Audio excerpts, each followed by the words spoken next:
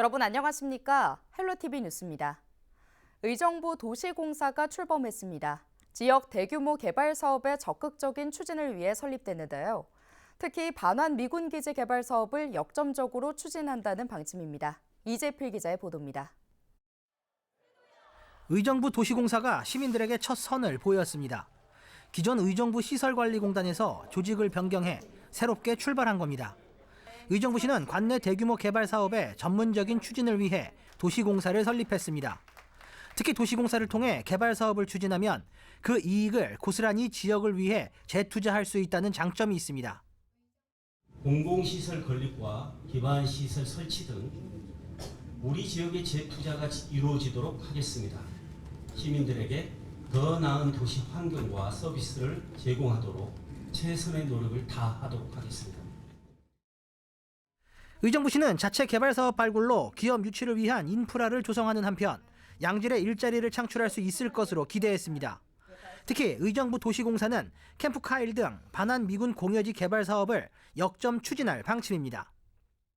미군이 떠난 공여지, 한국 군부대가 떠난 땅, 그리고 여가지의 그린벨트를 활용한 여러 개발 사업들을 우리 시의 장기적인 비전에 맞춰서 해야 되는 일들을 우리의 과제입니다. 그 과제를 저는 도시공사가 앞장서서 잘 수행할 수 있으리라고 생각합니다.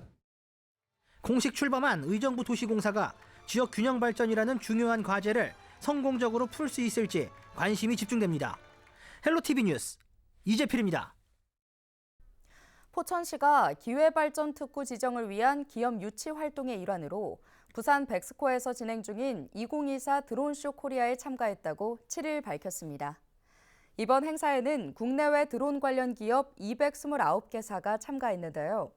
시는 부스를 마련하고 기회발전 특구와 연계한 첨단 국방 드론 방위 산업 육선 전략을 홍보했습니다.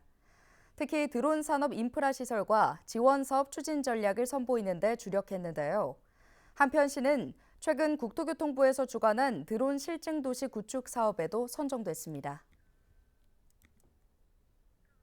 양주시가 회암사지 세계유산 등재를 위한 주민협의체 위촉식을 열었다고 7일 밝혔습니다.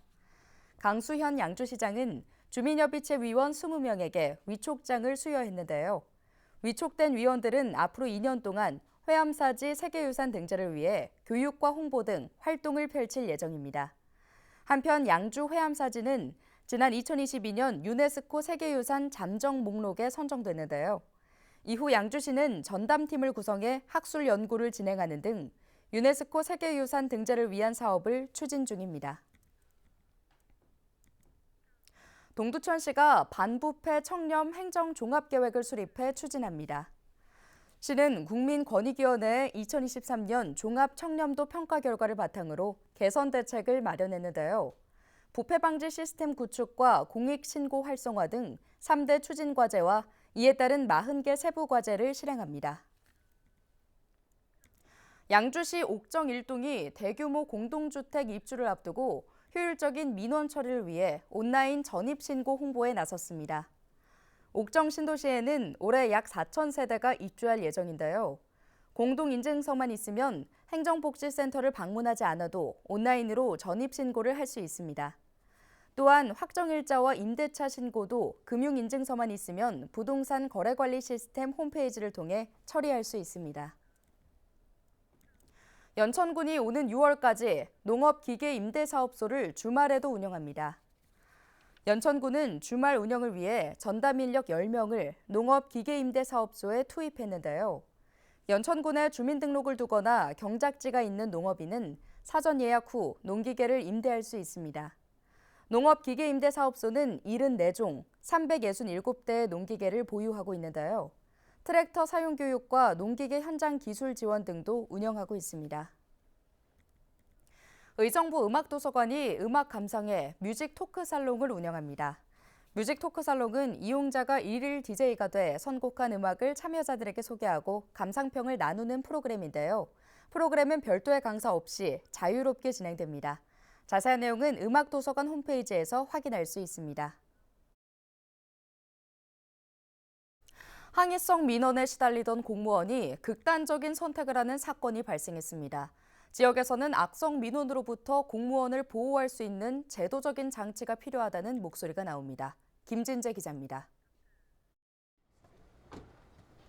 김포시청 앞에 고인을 추모하는 화환 수십 개가 설치됐습니다. 김포시가 사망한 시청 소속 공무원을 추모하기 위해 오는 8일까지 분향소를 운영하기로 결정한 겁니다. 지난 5일 김포시 구급공무원 A씨가 인천 서구 도로에 주차된 차량에서 숨진 채 발견됐습니다. 원래 차가 없었는데 그저께 이제 친구랑 같이 들어왔는데 그때 이제 쉬려고 가더라고. 가서하고 이제 딸려 나오는 이제 차 시신구 그 사람이 와가지고 저 유리 부시고. 앞서 지난달 29일 도로 포트홀 보수 공사와 관련해 차량 정체가 빚어지자 A씨는 온라인 커뮤니티에서 실명과 부서를 비롯한 신상 정보가 공개되는 등 항의성 민원에 시달린 것으로 확인됐습니다. 누구나도 목소리 많이 생겨가지고 그러면 좀 걱정을 한 것 같아요. 그냥 차가 많이 막힌다고 전화가 좀 왔었던 것 같아요. A씨의 컴퓨터에서는 힘들다는 내용의 글이 발견된 것으로 알려졌습니다. 공무원 사망 소식이 알려지자 김포시 공무원 노조는 즉각 입장문을 내고 유족의 결정에 따라 법적 대응 등 재발 방지에 나서겠다고 밝혔습니다. 지역 안팎에서는 악성 민원으로부터 공무원을 보호할 수 있는 대책이 필요하다는 목소리가 나옵니다. 지금과 같은 외부의 어떤 그런 올바르지 않은 그런 공격으로 인해서 이런 아픈 일이 발생하는 일이 생겨서는 안 된다. 그러기 위해서는 그런 소신 행정을 하는 공무원들을 끝까지 책임질 수 있는 그런 제도적 장치가 저는 꼭 필요하다. 김포시는 이번 사태와 관련해 공무상 재해 인정이 성립될 수 있는 방안을 검토하는 한편 관련 증거를 수집해 온라인 카페 누리꾼들을 경찰에 고발할 계획입니다. 헬로티비 뉴스 김진재입니다. 인천시의 1억 플러스 아이드림 정책이 현재까지 시행되지 못하고 있는 것으로 나타났습니다. 유정복 인천시장은 지난해 12월 정부가 1세에서 18세까지 지원하는 7,200만 원에 시가 2,800만 원을 추가로 지원하는 1억 플러스 아이드림을 올해부터 시행한다고 발표했습니다. 이를 위해 시는 올해 425억 원의 예산까지 마련했습니다. 하지만 3개월째 시행조차 못하고 있습니다. 보건복지부 사회보장위원회에서 제동을 걸었다는 것이 그 이유입니다. 사회보장위원회는 지방재정 악화 등을 우려해 각 지자체가 쏟아내는 선심성 정책을 엄격하게 심의하고 있습니다. 그나마 지난해 사회보장협의체와 협의를 마친 임산부 교통비의 경우 4월부터 소급 지급할 예정입니다. 또 천사지원금도 올 상반기 중 시행할 수 있도록 하겠다는 계획이지만 아이 꿈수당 시행 시점은 불투명합니다. 지난 2월에서야 해당 사안이 접수됐고 그마저도 사회보장위원회에서 협의가 안 되면 시행 자체가 어렵기 때문입니다. 이에 인천시는 빠른 시행을 위해 적극적으로 노력하겠다고 밝혔습니다. 인천시의원 의정활동비가 최대 금액으로 상향됩니다. 인천시 의정비 심의위원회는 시의회 의원 총회의실에서 제2차 회의를 열고 의정활동비 지급 범위를 월 200만 원 이내로 결정했습니다. 인천 시의원들은 지금까지 월 150만 원 상한으로 의정활동비를 지급받았지만 앞으로는 월 200만 원 이내로 오른 매월 553만 원, 연간 6,635만 원의 의정비를 받게 됩니다. 행정안전부가 지난해 12월 시도의회 의정활동비를 월 150만 원에서 200만 원 이내로 상향하는 내용을 담은 지방자치법 시행령을 개정했습니다. 이에 인천시를 비롯한 각 시도의회가 줄줄이 의정활동비 인상에 나서고 있습니다. 한편 심의위원회가 최종 결정한 금액은 인천시 누리집에 게시해 주민에게 공포할 예정이며 시의회에게 통보한 뒤 지급 기준 금액 이내로 인천시의회 운영에 관한 조례를 개정할 방침입니다. 인천 지역 소비자 물가 지수가 다시 상승 전환했습니다. 경인지방통계청이 발표한 2월 인천시 소비자 물가 동향 자료를 보면 지난달 인천의 소비자 물가 지수는 114.42로 1년 전보다 3.4% 올랐습니다. 지난해 10월 4%를 기록했던 소비자 물가 상승률이 11월부터 하락세를 기록하면서 지난 1월 3%까지 떨어졌지만 최근 국제유가 불안과 과일값이 폭등하면서 지난달 상승으로 돌아섰습니다. 생활 물가지수 역시 지난해 10월 4.7%를 기록한 뒤 넉 달 연속 3%대를 기록하다가 지난달 다시 4.2%로 올랐습니다. 특히 농산물의 경우 24% 상승하며 전체 물가를 0.96%포인트 끌어올렸습니다. 신선식품지수는 신선과실이 50.1% 오른 영향으로 22.9% 상승했습니다. 통계청은 석유류와 과실 등이 많이 오른 영향으로 소비자 물가 상승률이 다시 상승했다고 설명했습니다. 경기도가 도내 정신응급의료기관을 지난해 6개에서 올해 10개로 확대 운영합니다. 병상수도 지난해 34병상에서 올해 42병상으로 늘어났는데요. 정신응급의료기관이란 24시간 응급 입원 시스템을 구축해 정신질환자의 자해나 다른 사람을 해치는 응급 상황에 대처하는 곳입니다. 한편 도내 정신응급 입원은 지난 2022년 1,654건에서 2023년 2,909건으로 75.9% 증가했습니다. 지난 6일 오후 4시 30분쯤 한 70대 남성이 몰던 차량이 상가로 돌진해 주차된 차량을 들이받는 사고가 발생했습니다. 이 사고로 주차되어 있던 흰색 차량이 뒤로 밀리면서 네일샵으로 들어갔고 가게 출입문과 집기류 등이 파손됐습니다. 당시 가게 안에 있던 직원 1명이 고립됐지만 다행히 다치지는 않은 것으로 파악됐습니다. 경찰은 운전자가 차량 조작 미숙으로 사고를 낸 것으로 보고 정확한 사고 경위를 조사하고 있습니다. 8년 전 이혼한 전 아내에게 생활비 등을 요구하며 스토킹한 남성이 경찰 수사 단계에서 전자발찌를 차게 됐습니다. 부천 소사경찰서는 스토킹 범죄 처벌 등에 관한 법률 위반 혐의로 74세 남성 A씨를 불구속 입건했습니다.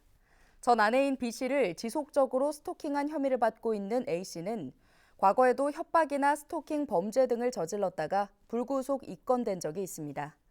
경찰은 A씨가 재차 또다시 스토킹 범죄를 저지를 우려가 있다고 보고 수사 단계에서 법원에 전자발찌 부착 명령을 신청해 최근 인용 결정을 받았습니다. 서울 소형 아파트의 월세 거래가 역대 최고를 기록한 것으로 나타났습니다. 국토교통부의 실거래 자료를 살펴보면 지난 1월 서울 아파트 월세 거래는 8,221건으로 집계됐습니다. 이 가운데 전용 면적 60제곱미터 이하 소형 아파트 거래는 5,214건으로 전체 63.8%를 기록했습니다. 이 같은 수치는 국토교통부가 관련 통계를 작성하기 시작한 지난 2011년 이후 가장 높은 것입니다. 지역별로는 송파구가 425건으로 가장 많았고 강서구와 노원구, 강동구와 강남구 순으로 나타났습니다. 서울에서 월 평균 임대료가 가장 높은 지역은 중구 북창동인 것으로 조사됐습니다. 서울시가 발표한 주요 상권 통상 임대료를 보면 1층 점포를 기준으로 1제곱미터당 북창동은 18만 원, 명동거리 17만 3천 원, 명동역 15만 3천 원 순으로 나타났습니다. 점포당 평균 전용 면적인 60.2제곱미터를 적용하면 북창동은 월 평균 1,087만 원으로 집계됐습니다. 월 평균 매출액은 1제곱미터당 46만 3천 원으로 평균 전용 면적 60.2제곱미터를 적용하면 2,787만 원입니다. 지역별로는 시청역이 96만 원으로 가장 높았고 신촌역 95만 7천 원, 대치역 88만 5천 원, 상수역 86만 8천 원, 삼성역 86만 6천 원 순으로 조사됐습니다. 경기도민의 현재 행복 수준이 100점 만점에 약 60점이라는 조사 결과가 나왔습니다. 경기연구원이 경기도 행복지표 개발을 위한 기초연구 보고서를 발간했다고 7일 밝혔는데요. 보고서는 경기도민 2,500명을 대상으로 진행한 행복수준 실태조사 결과를 담고 있습니다. 주요 내용을 살펴보면 우선 경기도민의 현재 행복 수준을 100점 만점으로 측정한 결과 60.8점으로 나타나는데요. 행복에 영향을 미치는 1순위로는 건강이 꼽혔으며 경제와 가족이 그 뒤를 이었습니다. 오늘 준비한 소식은 여기까지입니다. 함께해 주신 여러분 고맙습니다.